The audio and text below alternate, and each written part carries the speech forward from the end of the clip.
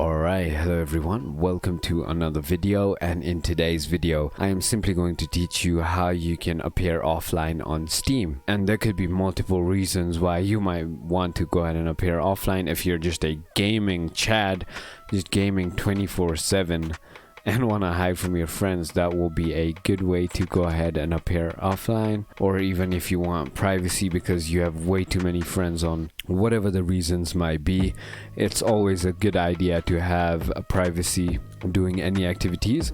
So I'm going to simply go ahead and teach you how to do that. So first of all, go ahead and open your Steam. Finally, once it is open, on the bottom right you're gonna see a friends and chats button. You're simply gonna click on that, and finally once you have clicked on that, your profile is gonna be on top, where if you click on this arrow beside your name, it's gonna show you online, away, invisible, offline, and over here you can simply go ahead and click on invisible, and you're just going to appear offline, but you can still go ahead and play games or even chat with friends. So that is simple as that. So if you thought this video was helpful, feel free to comment down below, and if you haven't already, feel free to hit that subscribe button, hit that like button, and thank you so much for watching.